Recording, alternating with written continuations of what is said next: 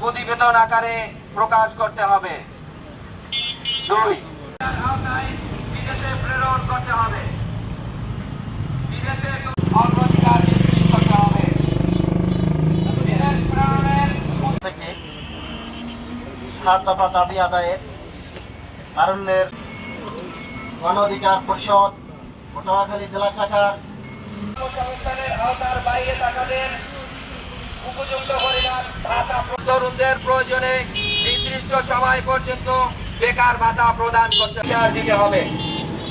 তথ্য ও যোগাযোগ প্রযুক্তি বিভাগে অসৎ উপায়ে নিয়োগের সকল প্রক্রিয়া বন্ধ এবং সরকারি ও বেসরকারি পর্যায়ে সরকারি ব্যবস্থাপনায় প্রশিক্ষণ কেন্দ্র তৈরি ও দুর্নীতিমুক্ত করতে হবে। প্রবাসীদের জেলা শাখার সদস্য গণ অধিকার পরিষদের সদস্য সচিব উপস্থিত বাংলাদেশ যুব অধিকার শাখার সম্মানিত সাধারণ সম্পাদক আব্দুর রহমান ভাই এবং